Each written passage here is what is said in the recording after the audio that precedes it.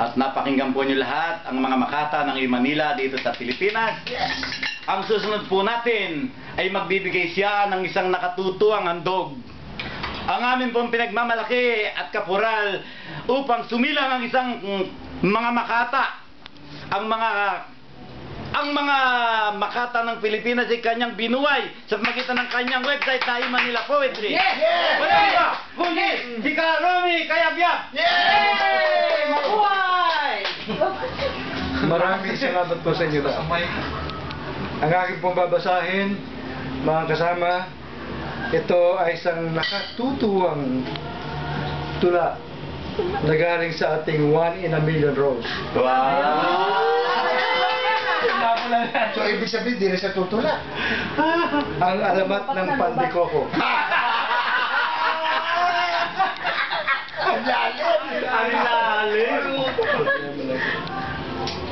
Noong unang panahon, wala pang Pandikoko.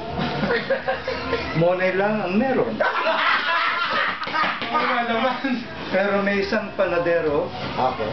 ng pangalan ay Coco. Namatay si Coco dahil sa alak.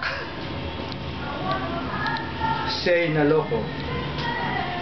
At sa pinaglibingan sa kanya ay may isang sakong tinapay na natagpuan. Wow! Ang sarap ng tinapay na ito. At may matamis na Bao. Matalis na! Ayan siyang bitin. At may matamis na palaman na sa loob.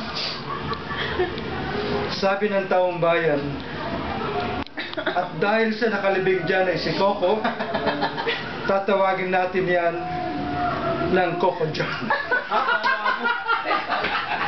Yan ang alamat ng Pandikoko. Alam Coco John. Alamat pala ng Coco Jam. Alamat ng Coco John. Maraming salamat sa text.